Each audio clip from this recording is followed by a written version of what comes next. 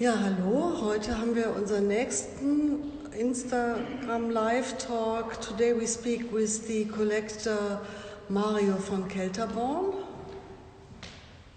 Hi, Mario.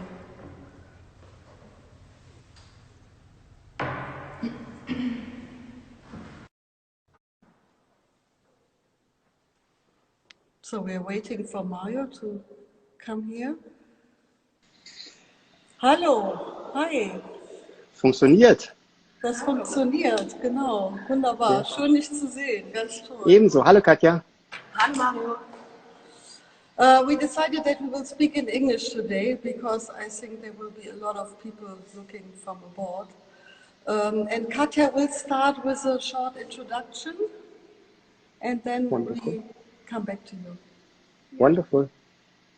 Yeah, welcome again. Wonderful that we can talk to you today. I try to speak loud enough. Mario von Kelterborn is a Frankfurt-based collector who started in the 1990s together with his wife Julia von Kelterborn, an international collection of contemporary art with a main focus on video and video installations and time-based media, and with a special interest in mind-opening, intellectually challenging art against the background of philosophical background. And he says art helps him to think, which is quite interesting. And he is, together with his wife Julia, as also PRISKA PASQUER and her husband Karl-Heinz Land, they are patrons of Outset. Outset is a pool of international independent collectors, art enthusiasts, and partners who support art, artists, art production, and the cultural world in many ways, including education, institutional collecting, exhibitions, and encouraging partnerships. So this is really important and quite interesting. And the collector couple also is convinced that art has to be seen, therefore it has to be shown and exhibited, and they quite generously make their works from their collection visible in ambitious museum exhibitions. For example, most recently in Frankfurt at the Museum of Communication, there was a choice of media-based art in a dialogue with the famous recreated work by management Man, or last year in Seoul, Tokyo Museum of Contemporary Art, and in Goslar at the Mönchhaus Museum, or earlier at the Weserburg in Bremen. So there were quite some occasions to present works from the important collection to a wider public. And yeah, it's great that we get to know a bit more about.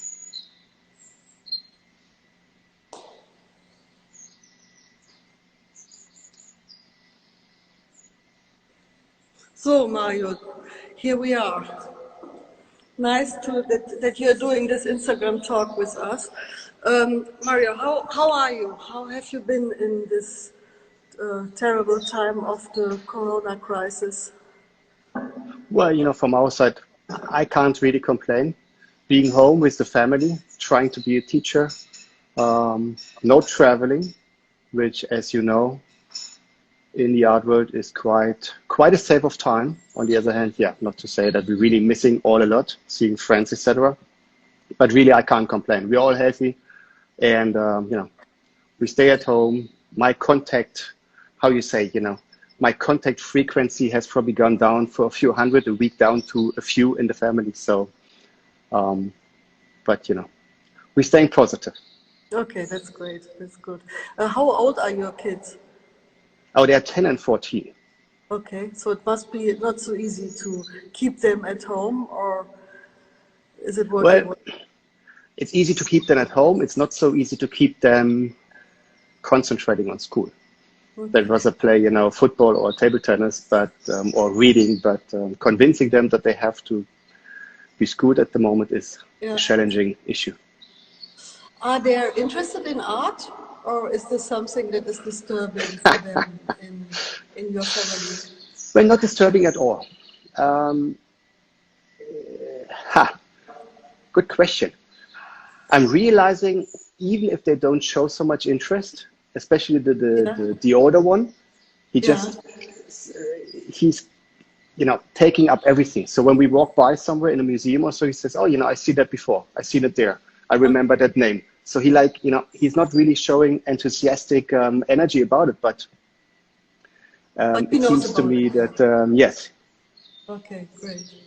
but Well, maybe it's too early to expect them, to really feel art in the way we do.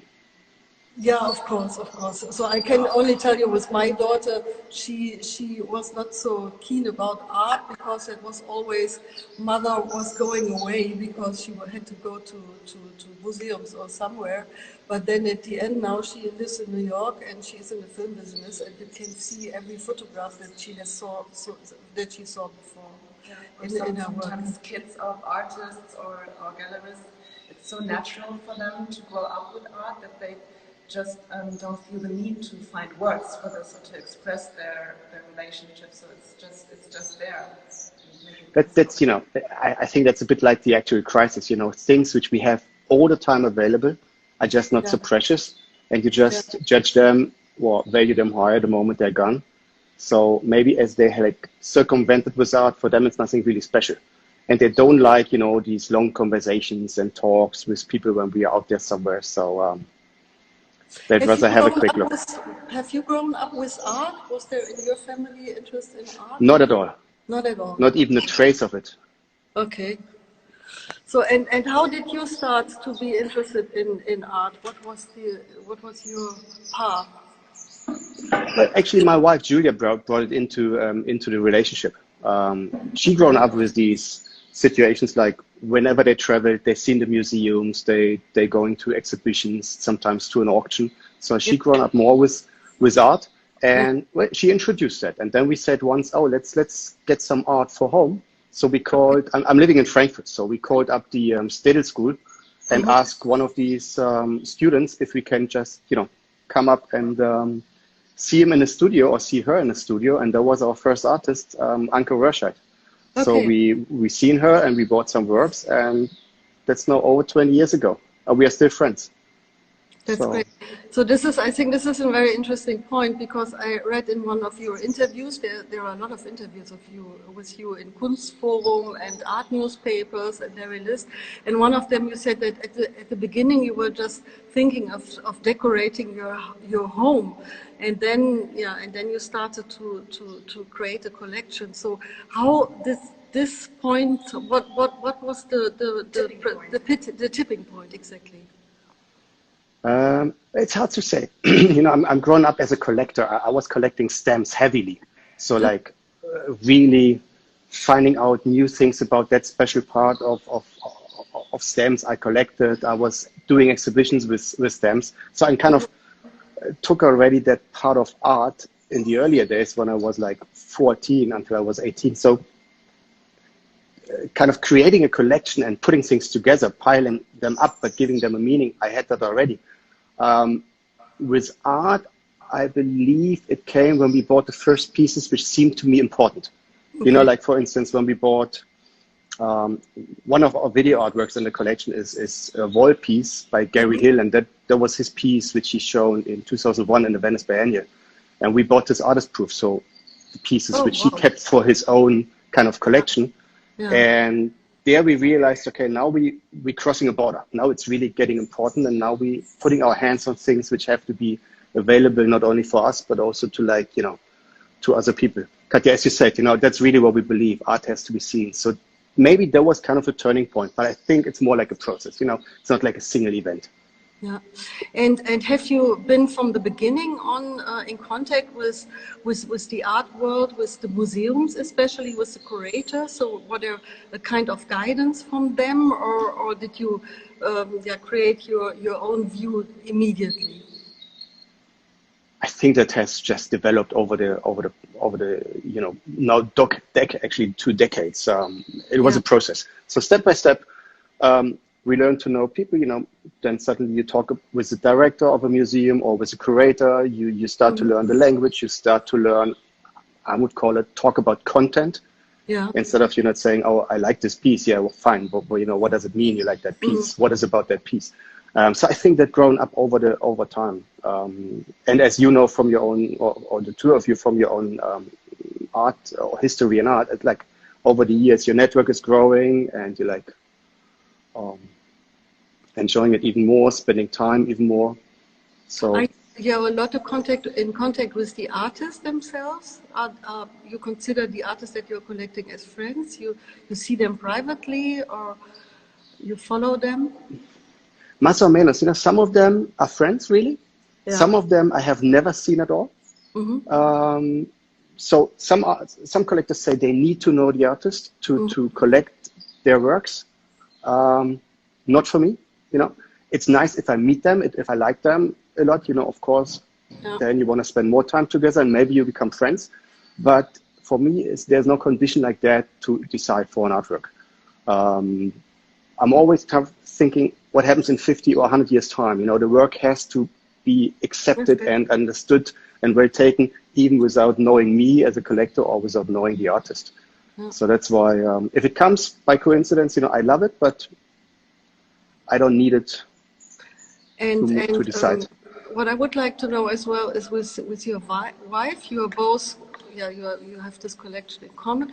Are you deciding together or what you are going to buy? And I see that you are more the foreign minister. I see you more often outside. She is not there all the time with you when you go to the art fairs. Only sometimes, so I see that there's a certain role that you both have in your collection. But do you decide at the end together? On the most important pieces, I would say yes. Sometimes sometimes one has to be really quick. Yeah. And sometimes you just see a piece and you know that you want it, and then it's maybe more a convincing process and a decision process, kind of finding together the right agreement. But in terms of traveling, that's a shame, but that's just, because the kids are really small. Mm-hmm. So we're waiting for the time that they're growing up and then we can spend more time out there together.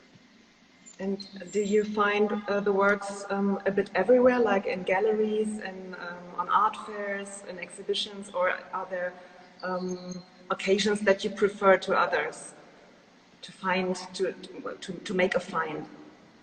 Well, I'm a big fan of galleries. Thank you. I can say. No, and where do I find them? I find them in galleries.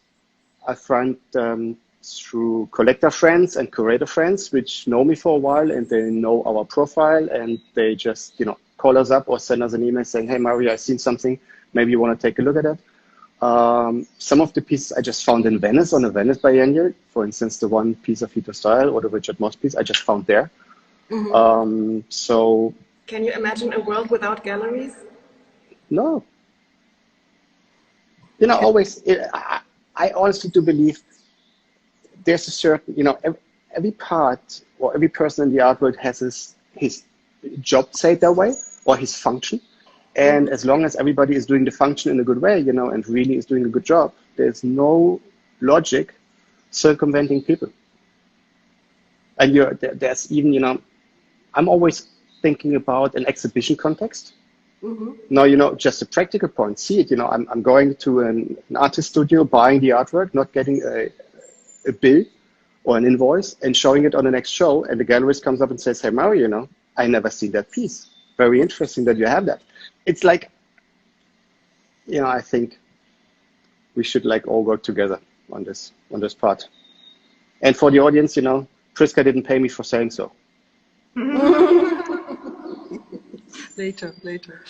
But what is the subject of your collection? It's a very engaged collection. It's not la pour la. It's a lot of your artists that have a lot to say in this world, that are making comments on society, like Hito Style. This is, by the way, this is very interesting that you bought this Victory Over the Sun. This was in 2015. It was on the Venice Biennale in the German pavilion. And this was the year when I started to move here in this big space. And I was in contact at the time as well with Hito Style. And Wow. I really was so in love with this piece. And then there was an American collector. She bought it. I organized this, so it was a little bit at the same time.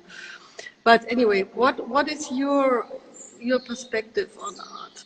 Why is your collection so engaged? Well, I think over the years,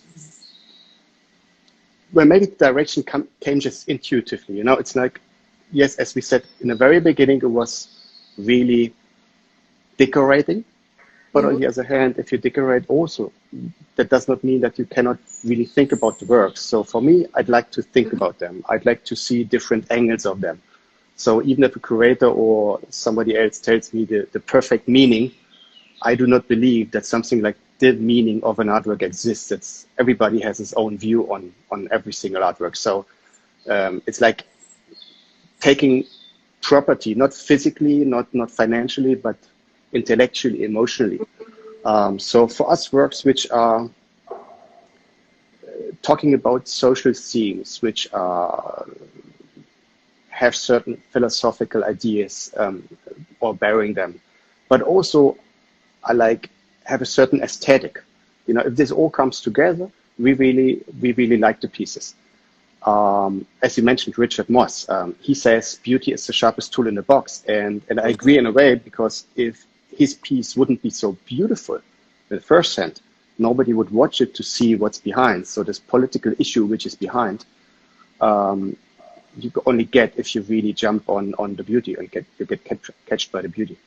Yeah, that's what I also wanted to ask is, can beauty or the aesthetic aspect be something like suspicious? I mean, if a work catches your eye and you have to think immediately, wow, this is beautiful, is this kind of an impulse to think twice and to question if this might be misleading? Or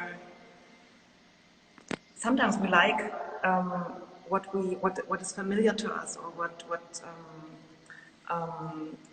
confirms our visual preferences. Is this an issue for you?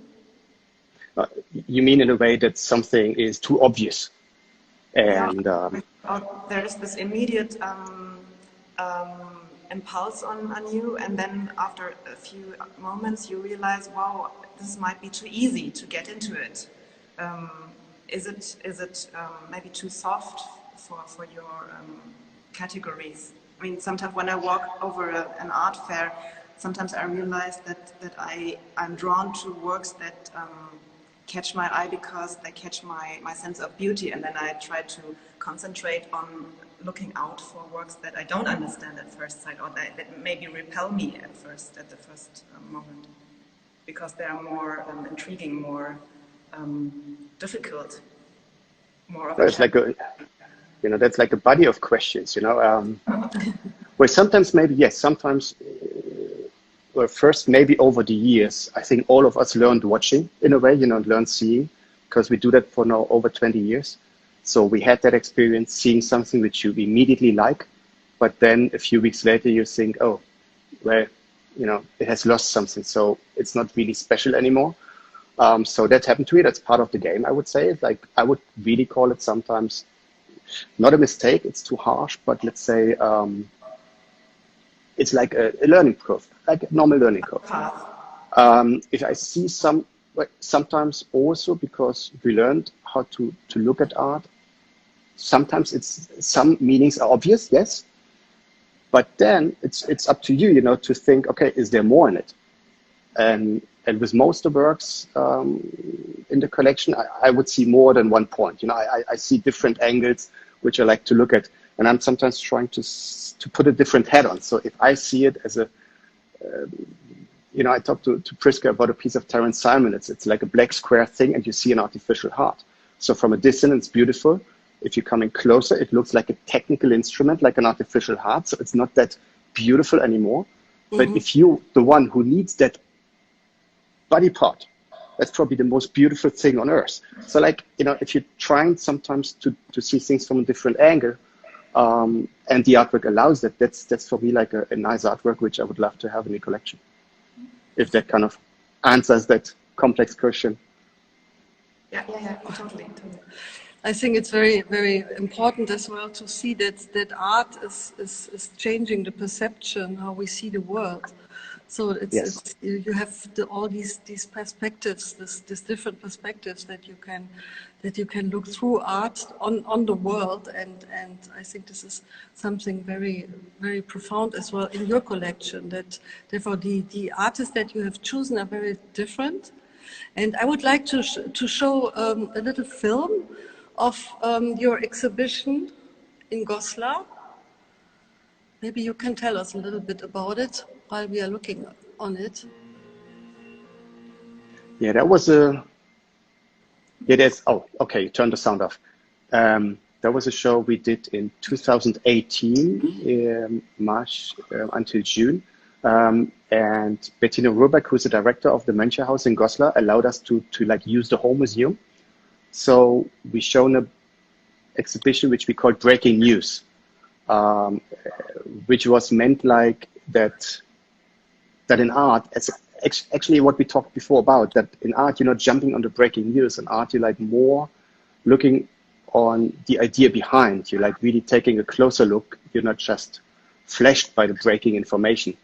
And well, we see now different pieces. It had an angle, East and West Germany. Here, for instance, the couple is looking at Howard Hauswald photos, which like vintage photos from the 80s from East Berlin. This That's is your the wife, Clemens. right? This is That's Julia. my wife. Yes. That is, for instance, by an Austrian artist, Clemens Krauss, a share, grandma's share, where he took his own skin in silicon and surrounded the share with that. That's Richard Moss. That's Thousands Are Sailing. So when we talked before about Richard, Yeah.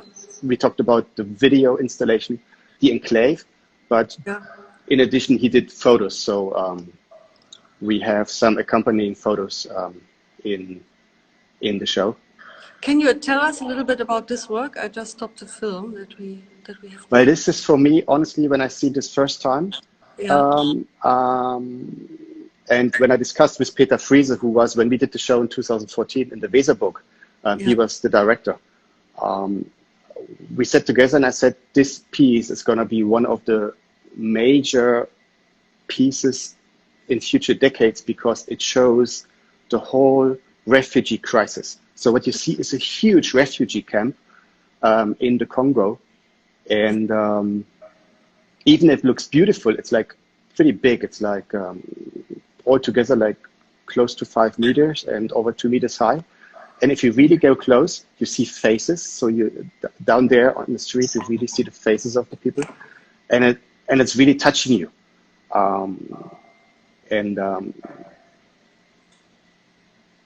And it's like, yeah, for me, it's like a symbol of today's, also of today's world, because there is a world outside Corona, and this world has like up to 1% people in the world who are refugees and, had to leave their countries and living in places like this, which is a horrible imagination, but real. And this beautiful pink, it's in Congo, no? Or where is this? It's in Congo. He used the film material. Kodak decided in 2009 to, well, how you call it, not reinvent, but in war times, in the Second World War, they developed a film material which is able to show hidden military camps. So it turns green and brown into red and violet or pink. So it is just the film who does that change. And he found that material again, and then he took it with him to the Congo to show this, how they call it, the African World War. That was something which shocked me a lot, because honestly, before I see that piece in Venice, I never heard about that war in Africa. But it cost like over 5 million lives. So I feel ashamed being so ignorant, not knowing it. But it was not only my own ignorance, but it was not part of our news. So it's both. Well, this is actually, this is okay. There's this guy posing with a brand new weapon, where you can also ask, how is that possible in the middle of nowhere, getting a brand new really expensive weapon, but that's a different question. Yeah, at the same time, I think it's so amazing this pink. So it's like, of course, it's green. It's green, and then everything is transformed like in this terrible color, and it's like blood on the ground. No.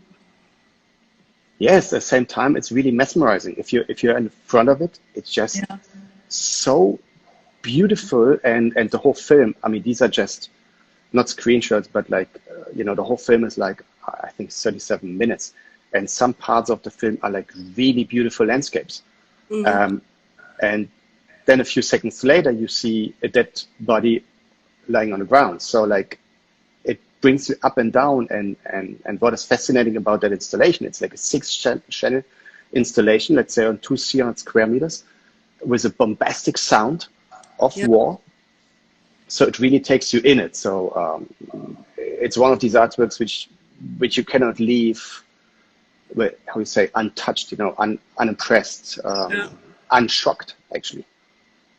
So here we see you in your home, and right? The artwork. So this is how you look at videos as well. So I think it's very interesting to have an insight of this. Well, you said yesterday in the call, when you talked about video, you said it's something rare, which is true, but sometimes it's not that difficult. Yes, if you talk about a video installation like Richard's before, this is very difficult. You can only show it in a huge space. But single channel videos, you just turn your screen on, turn your TV on, and you can let it run. So technology-wise, even today with like AirPlay and putting your computer and HDMI cable, it's just easy to show it on a TV screen. So. How is this work on an exhibition? For example, this one that we are seeing here in Goslar. Do you curate the show together with a curator or alone, or how do you make the choice of works to be exhibited in such a show? Is there a typical cooperation? I do actually work quite a lot together with Ludwig Seifert, a Berlin-based curator and a friend. So after a while, he really knows me quite well, and he knows the collection quite well. And here still on the film in Goslar, Bettina Rubeck, the director of the museum, was really strongly involved. So I would say these two curated the show, and we all together took we took the pieces out of the collection and had discussions. Tried to follow certain thinking ways, and then trying to build it with the artworks. As I believe, every exhibition for me has to bear a story, has to bear a narration. So in order to allow people to understand what you're putting together. Yeah, so you're always closely involved, and you don't invite a museum director to make a choice, take what you want, but it's really a cooperation, right? Well, maybe that's going to happen future times, but so far I was deeply involved, because it's such a big pleasure, to do it, just working, seeing how these pieces work together, because that's nothing which can work at home. So you need a museum space or a larger space to see what kind of interaction happens between the artworks. That's the most fascinating part so far for me in collecting, putting exhibitions together. So far I want to really participate in that preparation. But your idea might be for future times. What we not do is, I say as long as our name is on the show, we have to take care. What we also do is we're giving pieces to other people's shows. So then it's their creative concept. So they're just asking for a piece, and then they're getting a piece. So we're not involved in the discussions there. So we're just lending the piece. That's what I want to say. But here, as we called it, the collection show, we've been involved quite intensively. So I wanted to come here. So you can see I'm doing a 3D walkthrough through your exhibition on your website, which is really fantastic. It's amazing what you have achieved on your website already. And now we are here in front of one installation by Hito Steyer. And I think, but this is not this liquidity work. No, this is called, it's the museum a battlefield. Yeah. which is quite a nice question if you think about that, you know, battlefields are not only with weapons, but also with swords. And we are in a museum, so we could find some nice, you know, discussions on this too. Yeah. Sorry. There are quite some female artist names in the exhibition lists of the different shows and on your homepage. Do you pay attention to kind of percentage of female artists in your collection? Well, honestly, no. I just care about quality. You know, whoever is producing the quality, I'd love to watch the artwork. But there are female artists, which is good, yeah. There are quite a few actually. You know, I do notice, but it was never done on purpose. So it was just when I walked through the names, I agree. You know, even in the whole collection overall, we have. I don't know the percentage at the moment, but it's probably close to 50-50 percentage. So it's really, we have quite a few female artists in there. We started with a female artist. Great. Can you tell us a little bit about this work by Hito Steyer, Liquidity Inc.? Well, that is when we did I called it my favorite piece from the whole collection when we did an interview with Larry's List. And that is because what she's doing in that piece, I mean, everybody knows what liquidity means. But if you go closer into the meaning of liquidity, and if you put it into different angles, you start with water. We're all coming from, the whole life is based on water, so we need water to be here.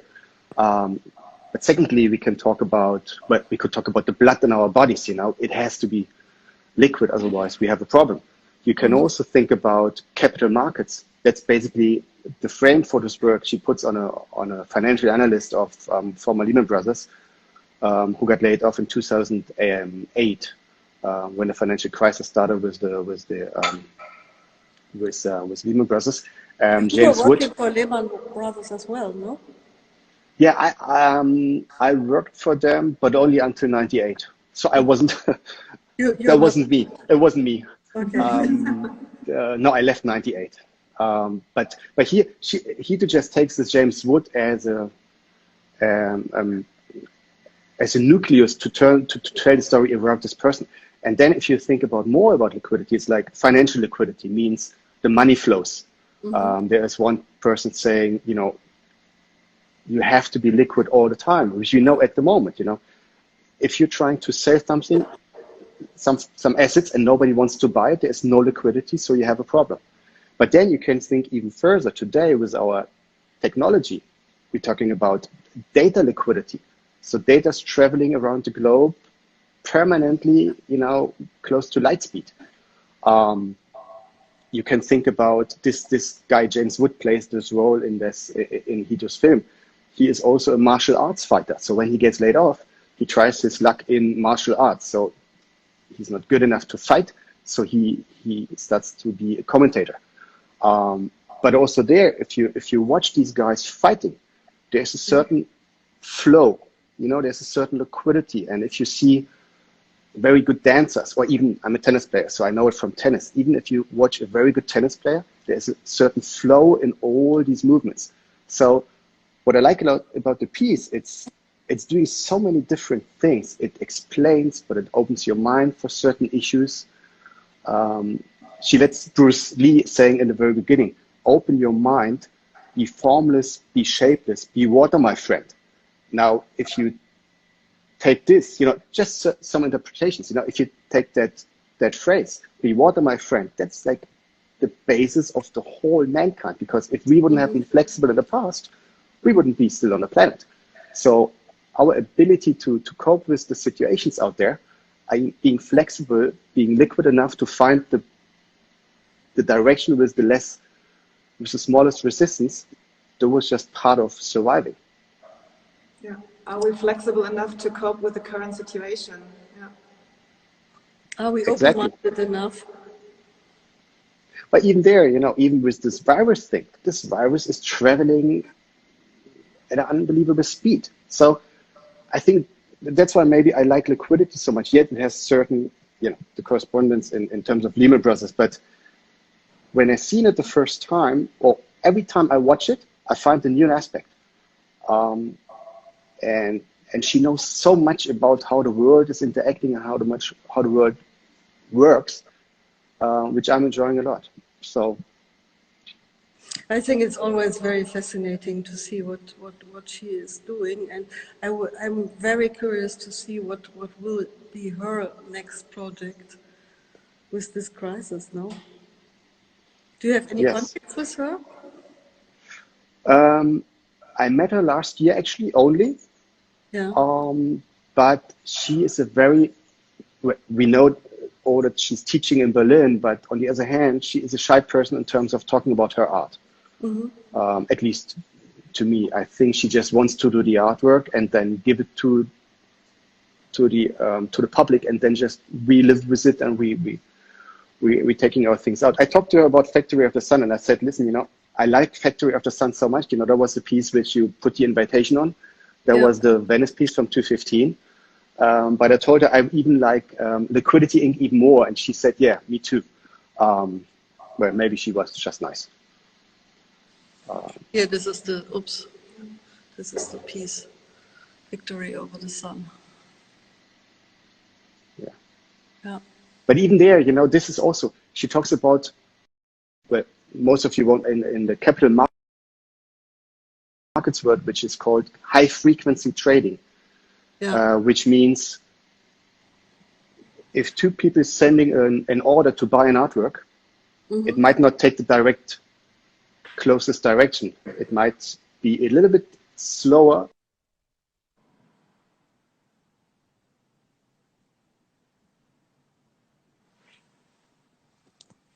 Maybe Mario? Did you have a Yeah, I'm there. Yeah. I've been formless. I just had a signal saying that my battery is 20%, but that works. But what did I say? The battery shocked me. You were speaking about Oh yeah, Factory of the Sun, and the most logic, or the major topic in Factory of the Sun is that the Deutsche Bank was able to increase light speed. As we know, light speed is a constant number, so it can't be increased, at least from all we know from science. And she said, oh, Deutsche Bank did that, and if you can increase light speed, you can make a fortune in the capital markets because your orders and your transactions going faster than all the others. And she takes it then up into the video, which again shows how much she goes in details and how much she knows. You were working for Deutsche Bank as well, no? Very short term. Very short term. And are you still in contact with this financial markets? No, really. I left it basically. No, what we did after we left, I found two partners, and then we worked like 16 years together in a small advisory boutique. And then we closed it down, and now is everybody doing something different. And you are mainly concentrating on your collection now? Well, I'm doing two things. I'm concentrating, yes, on the collection one, because this is something which people quite often don't see. People think a collector means, oh, you have the money on your account, you take the money, buy an artwork, and that's it.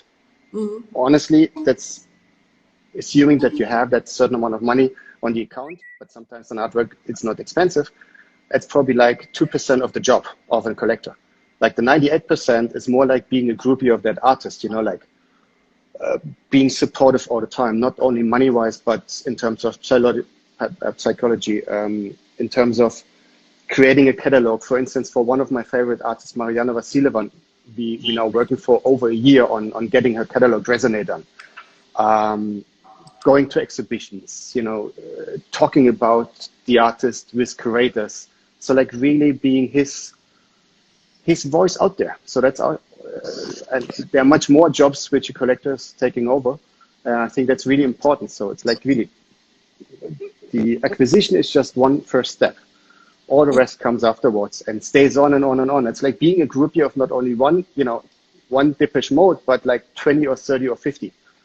And that's quite time intense.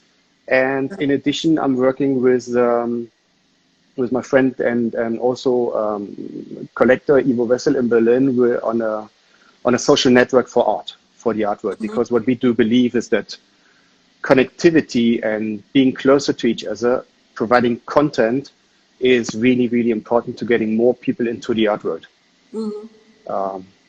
Even now, it's getting even more important. As we all know, art at the moment is probably not on top of the list of everybody. It's like we need to fight for art and culture quite a lot at the moment.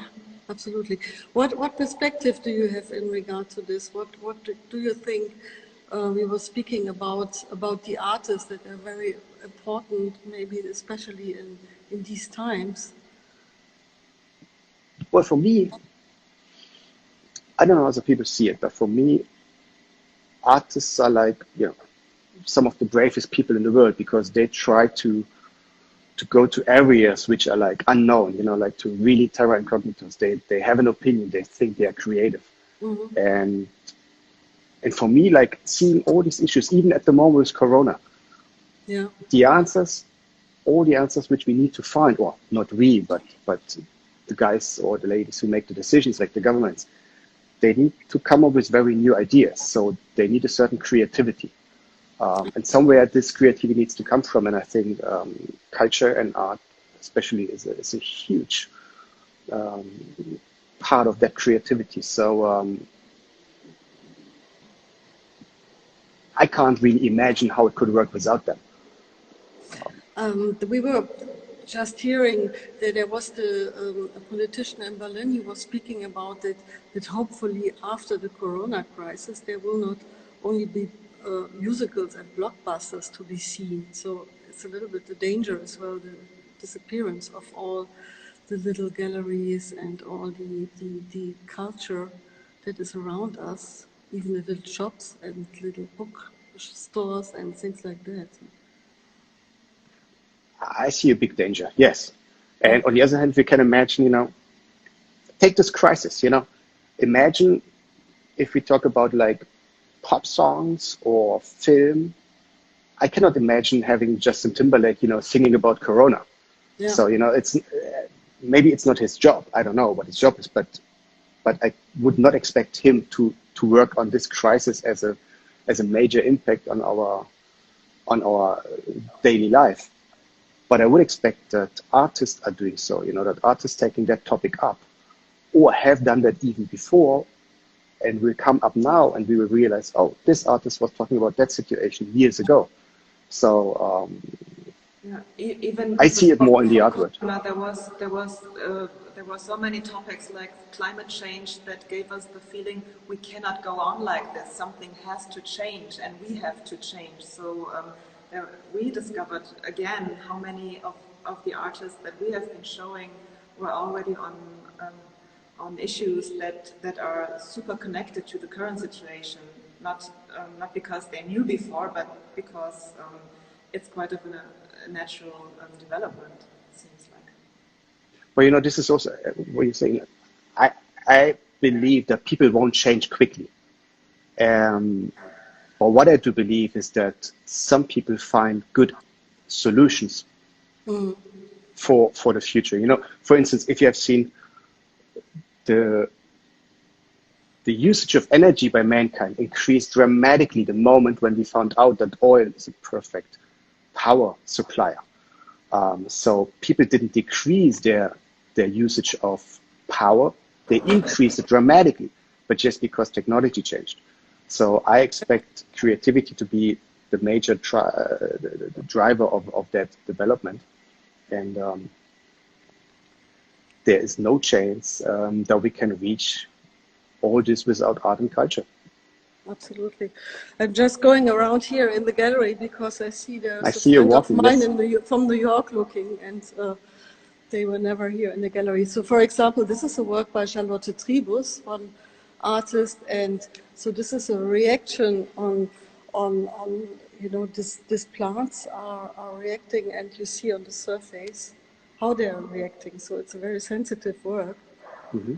And here on the other side we have a work by Johanna Reich, which has to do with the censorship of Facebook. And here you see the gallery space again. But how is it for you at the moment, Priska? I mean, this is like, normally you're like traveling, you have your fairs, you have tons of people in the gallery, you have the openings, the dinners, blah, blah, blah, blah, blah. All these kind of things which are like, have been really normal for us. And now they're not there anymore. I mean, for like the last 5 weeks, you're like, have an empty space with your colleagues. Yeah, absolutely. So it's a sad situation, and to tell you the truth, I don't know how this will continue because we have this very big space here. It's 400 square meters, and when we have the openings, you have experienced that we have a lot of people coming, like 200 people or something like that, and it's exciting, and the artists are there, and we often have these group exhibitions. So I don't know how it will be. At the moment we are doing all these talks every daily at 2:00, which is really great. It's good for us to speak with our artists and with the collectors and with other people. But I don't know. I cannot. I think we are really in a big insecurity at the moment. And the only thing that I know is that art is very important, and especially in these times. And we are very well organized in regards to all our online activities. So we have ArtNet and Artsy and Artland. So we have these 3D things as well. We have a shop on our website. But at the end of the day, it's not about looking at art online. It's experience it and to have a dialogue with the people. And so therefore, I don't know. We will see. Let's see. I think the question is a little bit how it will change for long terms, because I think for a couple of months, all the galleries and all the art world we can survive. But how will it be at the end of the year? How will it be next year? So I think this is more the question. But isn't that more the case? I mean, at the moment we're getting an idea on what the schedule is. Yeah. And assuming that the schedule doesn't take that long, and assuming that it can be understood, then people getting an idea again, and then maybe they're feeling more secure again, and then maybe they'd like restart thinking about art. I mean, it's like, speculating. I have no idea. At the moment, of course, it's really hard. Maybe if people would like to have questions. So can artists be critical during a pandemic? That is one question what is coming up, Mario.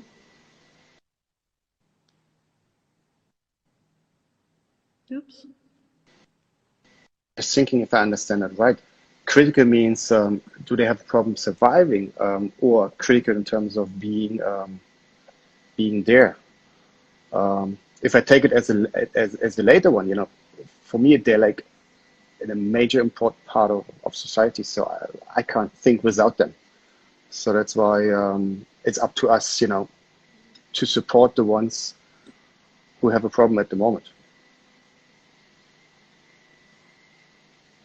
Oh, and maybe Absolutely. answering in a different way, maybe saying, yes, especially in times like these, we should listen to artists, and other creative working people, because sometimes they come really up with great ideas, which are like maybe beyond the normal tool set, which is, available to the politicians all the time. Absolutely, yeah. Yeah, or maybe it brings us back to the point whether we consider art and culture as necessary or not necessary to survive this crisis. Well, I read, Facebook is full of smart and sometimes strange things these days. But one quote I liked a lot, there was more or less like, I don't remember it perfectly, but it was more or less about, think about the current world without any film, without any music, without any theater, without any art at all. It is just not possible to think that world without. That's why, yes, we talk here in the art context, but for me it's art and culture, and none of us can think about all these things. Music, art, film are like essential to us. Henrike Naumann? Yeah. So we are back to your collection. having here the slideshow on. Mario, that was a great talk with you. Thank you so much.